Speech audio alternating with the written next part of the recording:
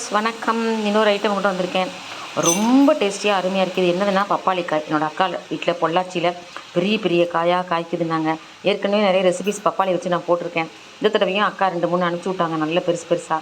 அந்த பப்பாளி காயில் வந்து நான் கோஃப்தா பண்ணேன், சீலா பண்ணேன், அப்புறம் வந்து அதை சாம்பார் சாதத்தில் யூஸ் பண்ணேன், அதுக்கப்புறம் வந்து கூட்டு பண்ணேன், அதுக்கப்புறம் வந்து க்யூபாக கட் பண்ணி உருளைக்கிழங்குலாம் ஃப்ரை பண்ணுற மாதிரி பண்ணேன். இப்போ வந்து இந்த சத்யநாராயண பூஜை பௌர்ணமி, அதுக்காக நான் வந்து அதுக்கு வந்து ஸ்வீட் பண்ணியிருக்கேன் இதில் பப்பாளிக்காயில்.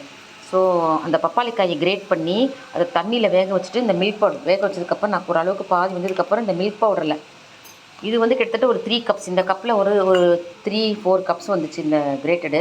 அதை நல்லா நெய் விட்டு முதல்ல வதக்கிட்டு, வதக்கினதுக்கப்புறம் அதுக்கு நல்லா இதே மாதிரி 3 கப் தண்ணி விட்டு நல்லா வேக வச்சுட்டேன். வேக வச்சதுக்கப்புறம் இந்த மில்க் பவுடரை வந்து ஒரு 5 டேபிள் ஸ்பூன் மில்க் பவுடரை வந்து 1/2 டம்ளர் தண்ணியில் நல்லா திக்காக கலக்கி அதில் ஊற்றிட்டேன். ஏன்னா நீங்கள் தண்ணியாக ரொம்ப கலக்கி ஊற்றுனீங்கன்னா திரும்பவும் அது வத்துறதுக்கு ரொம்ப டைம் எடுக்கும். அதனால் அந்த மாதிரி பண்ணக்கூடாது.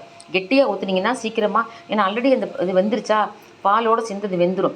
வெந்து நல்லா கிண்டிகிட்டு இருந்தீங்கன்னா கெட்டியானது சுகரை போட்டுருங்க. சுகர் போட்டுட்டு இதுக்கு வந்து நான் இதில் 3 கப் எடுத்தேன்ல, அதே அளவு தான் சுகர் வந்து 2.5 கப் தான் நான் சுகர் போட்டேன். எனக்கு சுகர் கம்மியாக போகும். மில்க் பவுடர்லேயும் ஸ்வீட் இருக்குல்ல, அதனால் போட்டால் எனக்கு கொஞ்சம் டைம் கன்சியூம் ஆச்சு. இத்தனைக்கு கிரேட் பண்ணி தான் போட்டிருந்தேன். இப்போ தான் நான் யோசிக்கிறேன், பேசாமல் இதை வந்து கிரேட் பண்ணாலும் ஒரு விசில் கொடுத்துட்டு பண்ணியிருக்கலாமோ அப்படின்ட்டு. ஏன்னா வேகிறதுக்கு